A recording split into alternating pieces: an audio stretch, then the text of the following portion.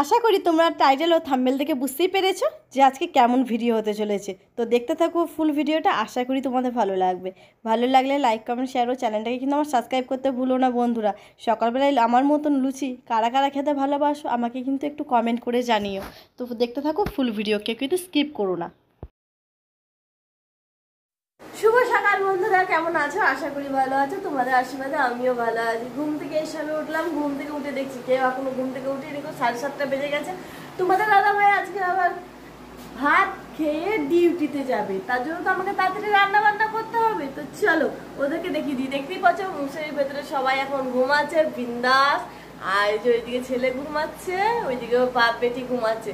তো চলো ওরা ঘুমাক আর আমি বাদ বাকি ঘরের কাজগুলো সেরে নিই। আবার চা করতে হবে, রান্না বান্না করতে হবে। তো চলো ফুল ভিডিওটা দেখতে থাকো, কেউ কিন্তু স্কিপ করো না, আশা করি তোমাদের ভালো লাগবে। তো দেখতে থাকো ফুল ভিডিওটা। আর দেখো কালকে যেহেতু প্রচণ্ড বৃষ্টি পড়ছিল বলে সারাদিন কিছু কাচাকুচি করতে পারিনি, কাজও করতে পারিনি, সব জামা প্যান্ট পরে আছে। আর এদিকে দেখতে পাচ্ছ গ্যাসের কি অবস্থা, রাতে রান্না করেছিলাম পরিষ্কার করা হয়নি। চলো পরিষ্কার করে নিই প্রথমে। এদিকে পরিষ্কার করা হয়ে গেছে, দেখতে পাচ্ছ কত সুন্দর লাগছে। আর ব্রাশ করে নিতে হবে বন্ধুরা, চলো ব্রাশটা করে নিই। আর দেখো ব্রাশ করতে শুরু করলাম, ওইদিকে আবার একটা দাদা ডাকাডাকি শুরু করলো। চলো যাই দেখি আবার কি বলছে, বুঝতে পারছিলাম না এতক্ষণ ধরে কি বলছিল। চলো ওয়েদারটাও দেখো খুব সুন্দর, আর আমাদের রাস্তাটা খুব সুন্দরভাবে হয়ে গেছে। তো দেখতে থাকো ফুল ভিডিওটা, আশা করি তোমাদের ভালো লাগবে। ওইদিকে আবার কাকিমা তাকিয়েছিল, আমি আবার হাসাহাসি করছিলাম। চলো দাদা ডাকলো, দাদা কি বলছে শুনে আসি। ও বাবা, দাদা দেখছি আবার শাক পেরেছে। যেহেতু পরশুদিনকে বলছিলাম আমি একটু শাক খাবো, সুদিনের শাক, তো তাই শাক নিতে চলে গেছিলাম। তো চলো এই শাকটা কে কে চিনো আমাকে কিন্তু অবশ্যই কমেন্ট করো। খুব সুন্দর দেখো, বেশ টাটকা, একদম এক্ষুনি গাছ থেকে পারলো। কিন্তু তোমরা এই শাকটা কে কে খাও আমাকে একটু কমেন্ট করে জানিও বন্ধুরা। আর আমার খুবই ভালো লাগে, যাদের প্রেশার আছে তাদের আবার খুবই ভালো এই শাকটা। বলে নাকি এই শাকটা খেলে আবার প্রেশার কমে যায় সেদ্ধ করলে, জলটা খেলে। তো যাই হোক, আমি তো জলটা খাবো না, আমি সেদ্ধ করে জলটা ফেলেই দেবো। আর এদিকে ও বাবা, দেখছি ফ্রিজে কিছুই নেই, কিছু সবজি পড়ে আছে। যাই হোক সবজি তো আছে, সবজি থাকলে এটাই নিশ্চিন্ত, সবজি রান্না করে নেবো। আর এদিকে কটা টমেটো পড়ে আছে, যাই তোমাদের দাদাভাইকে পরে বলবো বাজার করে আনতে। আর এদিকে দেখো জলের বোতলগুলোও নেই, জলের বোতল কিন্তু ঢোকাতে হবে ফ্রিজে। তো চলো দুধের প্যাকেটটা নিয়ে নিই। এবার দুধ বসাতে হবে হাঁড়িতে, হাঁড়িতে নয় কিন্তু সসপ্যানে। কেন বলো তো বন্ধুরা, সসপ্যানে কেন দুধ নেবো, যেহেতু চা করবো তার জন্যে। আর এটা হচ্ছে আমুল দুধ। তোমরা আমুল দুধের চা কারা কারা খেতে ভালোবাসো আমাকে কিন্তু অবশ্যই কমেন্ট করে জানিও। এদিকে দুধ বসিয়ে দিয়েছি, আর এদিকে দেখো হাঁড়িও বসিয়ে দিয়েছি। যেহেতু তোমাদের দাদা ভাই বলেছিল 9:30টার সময় বেরোবে, তার জন্য আবার তাড়াতাড়ি রান্না করতে হবে। তো চলো এদিকে ভাতের হাঁড়ি বসিয়ে দিয়েছি, এদিকে আমি কড়াই বসিয়ে দিয়েছি, চাটা নামিয়ে নিলাম। জানো তো দুধটা চা চিনি পাতা দিইনি কো। হ্যাঁ, প্রথমে আমি লুচিটা ভেজে নিই। এই যে কড়াইয়ে তেল দিয়ে দিচ্ছি, গ্যাসটাও অন করে দিয়েছি। তো চলো লুচি কটা আগে ভেজে নিই, তারপরে আবার চা বসাতে হবে। যেহেতু আজকে সকালবেলা একটু চা লুচি খাওয়ার ইচ্ছে হয়েছে, তাই ভাবলাম চলো আগে লুচিটাই করে নিই, পরে চাটা বসিয়ে নেবো। এদিকে চাল হাঁড়িতে দিয়ে দিয়েছি ধুয়ে, এখানে 500 গ্রাম মতন চাল দিয়ে দিয়েছি। যেহেতু দুবেলার একবারেই রান্না করে নেবো, বারবার কে রান্না করবে বন্ধুরা বলো তো, তার জন্য আমি একবারেই কিন্তু দুবেলার করে নিয়েছি। চলো হাঁড়িতে চাল দিয়ে দিয়েছি, এবার ডাল সেদ্ধ করতে দিয়ে দেবো। ঘটিতে নিয়ে নেবো মুসুরির ডাল। চলো দেখতে থাকো ফুল ভিডিওটা, দেখলে তোমরা বুঝতে পারবে আমি কি করছি না করছি। হ্যাঁ বন্ধুরা, ভিডিওটি যদি ভালো লেগে থাকে অবশ্যই কিন্তু লাইক কমেন্ট করবে, সাবস্ক্রাইব করতে কিন্তু একদমই ভুলবো না। তো চলো দেখতে থাকো ফুল ভিডিও। তো দেখো ডালটা আমি ঘটিতে দিয়ে দিয়েছি, আর এদিকে লুচিগুলো আমি একে একে ভেজে নিচ্ছি। আর লুচিগুলো দেখো বেশ ফুলকো ফুলকো লুচি হচ্ছে কিন্তু বন্ধুরা। তোমরা এরকম ফুলকো ফুলকো লুচি কার কার ভালো লাগে অবশ্যই কিন্তু আমাকে একটু কমেন্ট করো। আমার ফুলকো ফুলকো লুচি তার সঙ্গে কুমড়োর ছক্কা খেতে কিন্তু অসাধারণ লাগে। তোমাদের কার কেমন লাগে আমাকে কিন্তু অবশ্যই একটু কমেন্ট করো। কমেন্ট না করলে আমি কি করে বুঝবো বলো তোমাদের কার কার ভালো লাগে আর কার কার ভালো লাগে না।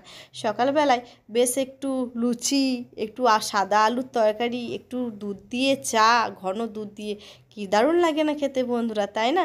তোমাদের কার কার ভালো লাগে আমাকে কিন্তু অবশ্যই জানাবে। আর লুচিগুলো দেখো খুব সুন্দরভাবে ফুলেছে। চলো এরকম একে একে আমি সব কটা লুচি প্রায় 8-10টা মতন লুচি ভেজে নেবো। যেহেতু আমি তোমাদের দাদা ভাই ও ছেলেও খাবে, কিন্তু ছেলে আবার চা দিয়ে খাবে না, ছেলে শুধু খাবে। আমি বললাম ঠিক আছে তুই যা দিয়ে খাবি খা, কিন্তু হ্যাঁ সকালবেলায় বাবা পেট ভরে খেতে হবে। যেহেতু 8টা মতন বেজে গেছিলো, পরে আবার টিফিন করতে পারবো কি না পারবো তার কোনো গ্যারান্টি নেই। তো তার জন্য তোমাদের দাদাভাই বললো মৌসুমি তাহলে যখন মাখা আছে তাহলে চলো সবাইকার জন্য 4টে করে লুচি ভেজে নাও। যেহেতু ছেলে বলেছিল 2টো লুচি খাবে, ও আবার 4টে লুচি খেতে চায় না।